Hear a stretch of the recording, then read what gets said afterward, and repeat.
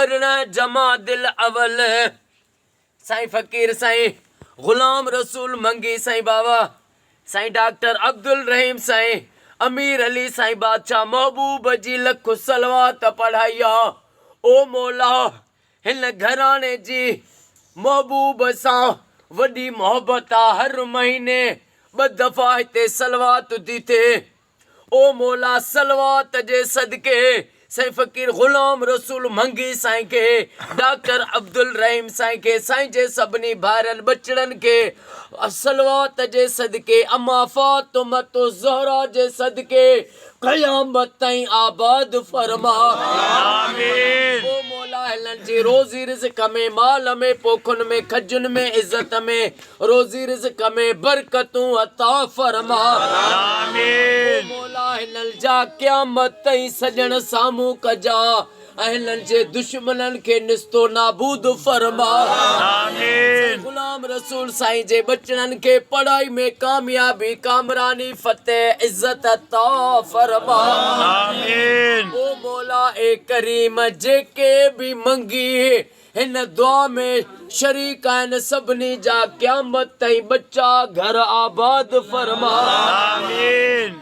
साईं ग़ुलाम रसूल साईं जे सभिनी भाइरनि खे भाइटनि खे बचड़नि खे अम्मा जी जल खे सेहत वॾी खिज़री हयाती अता फरमा आमीन। ओ मौला अॼु असां जेके भी दुआ में वेठा आहियूं अॼु असां सभिनी जो बेड़ो तार आमीन। असां सभिनी जो बेड़ो तार आमीन। मोहम्मद ज़ीशान फुल पोटो साईं के नबी साईं जे सदके सरकारी नौकरी अता फरमा आमीन।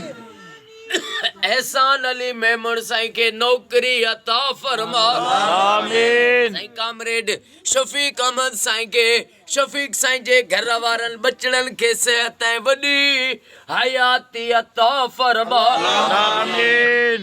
ऐं मौला हाकिम अली ॿ हाकिम अली न सभिनी जा ॿिन्ही जा बच्चा घर आबाद फरमा आमीन। मां दिल जूं गुजरियूं ॻाल्हियूं मिठा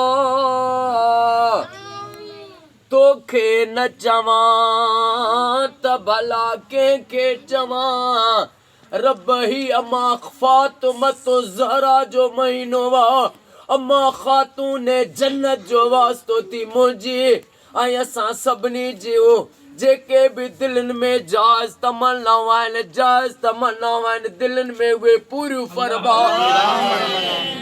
आमीन। मौला महबूब जी सारी उम्मत के फिरके वारियत खां बचा आमीन। सॼे पाकिस्तान में सऊदीअ में ईरान में इराक में शाम में फ़लस्तीन में मिस्र में घर घर में लख सलवातूं थियनि या दुआ क़बूल फरमा आमीन। अली असगर जो वास्तो थी महबूब जी उम्मत के क़यामत ताईं फिरके वारियत खां बचा आमीन। जेके बीमार आहिनि उन्हनि खे शफ़ा अता फरमा आमीन। बे औलादनि खे औलाद अता फरमा आमीन। बेरोज़गारनि खे रोज़ी अता फरमा आमीन। इन्नल्लाह व मलाइकतहु युसल्लूना अलल नबी या अय्युहल्लज़ीना आमनू सल्लु अलैहि व सल्लिमू तस्लीमा